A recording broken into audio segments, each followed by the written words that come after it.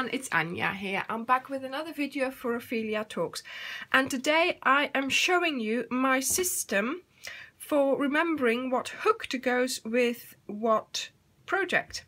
Now, I've been making quite a few projects in one go. I think it's a general problem amongst crocheters, and you know, you sort of forget which hook you're using, and I mean, although you can see it's mainly the same hook, you know, I wanted to just have a record of what I was doing and maybe even remember it for when I, you know, needed to do a repair on something, which has never happened. But, you know, or when I make it again, I might want to just, you know, find out how I made it or remember more easily how I made it. So I made this baby blanket with these colours, and so I've written on it baby blanket, Stylecraft DK white, batik plum and plum. And this was a little label. You can see it's a little bit squashed because it lived in the project until it was finished, and now I'm going to design a box to put it in, and that box is the next video, okay? But this video I'm going to show you how to make the labels and how I do it. So as you can see, I attach some of the wool to the top. This was my Cath Kidston inspired scarf, so I've written all the colours there, which you know, DK Special Stylecraft and the colours, and then on the front here I've got the number of the hook that I used. Here I'm doing a cowl from the Losse and Vaster, and it's Scapious wool that we use, and these are all the colours, and I've got the numbers there as well. And I haven't attached it yet, so I've just cut those off. I haven't attached the colours yet because, as you can see there, I made, just like the lady from the cowl, I made some little samples, and they have been very helpful as well. Whenever she said, oh, take colour this, I just looked at my little samples, because she tells says the numbers, you see, and then it was so much easier to find the right colour. So this is nice to make as well. Although I will need a bigger box if I'm going to keep it. And this was my little tension square. So it's nice to do these as well, but you know, just for keeping, I think this would be handy just to put in my little box that I'm going to design, so that you know, oh yes, those were those colours and that was that softness and things like that. Now there are two hook sizes on here because some of the stitches she does make it a little bit bigger, so we use a 3, and other stitches are normal, so we use a 3.5. Now I have very loose tension, so I have to go to a 3.5 or a 3. Most of these should be a 4, and on the label it says 4, but yeah, it's me, that's me, because I am, you know, I have a very loose tension.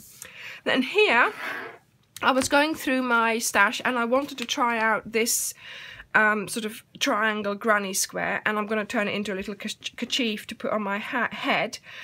But I didn't want to go to the shop, and I thought, I've got loads of wool left, so let's just find something from my stash. And of course, when you do that, sometimes you just have no idea what you actually used after a while. So I thought this thing would be a good idea, not only for, you know, prescribed things like that, or things that you bought special for wool for, but also for when you're just putting something together from your stash, because if you then want to make it again, or if you then need to do a repair or whatever, or you want to add to it, then you know which ones you've used. So Stylecraft Special DK, the grey and the Aster, those are those.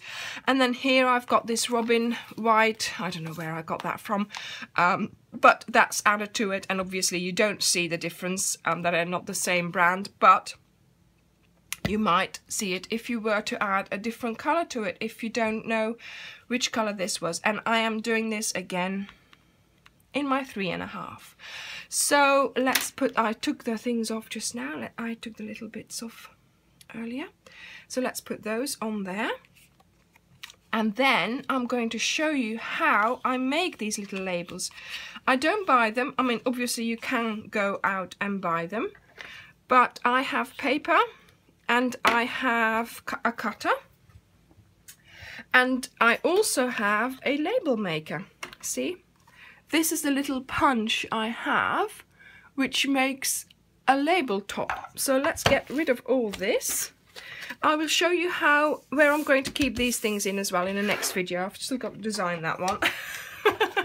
Okay, so I have this paper cutter, and what I do, this is an A4 sheet of paper. It's a bit thicker than normal white paper, so it's good quality.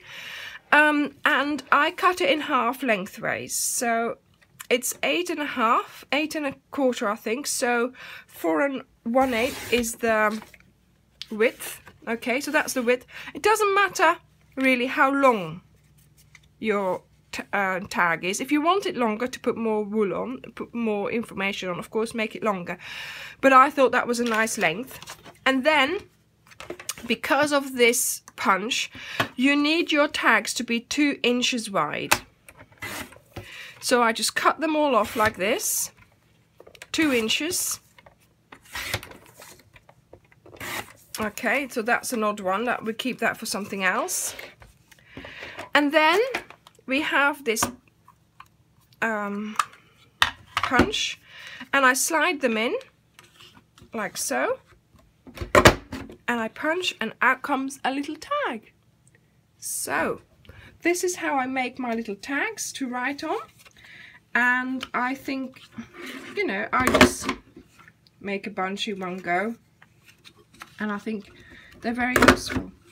So thank you very much for watching. I hope you enjoyed this video. I hope it's going to give you some tips of getting your stash organized. But yeah, I mean, let me know how you do yours, but I think this is going to work for me. I am going to, like I said, after this project was finished, then you have this, and I'm just going to put it in a box, you know, to keep it, and then I can refer back to it later on. Thank you very much for watching, and I'll see you next time. Bye!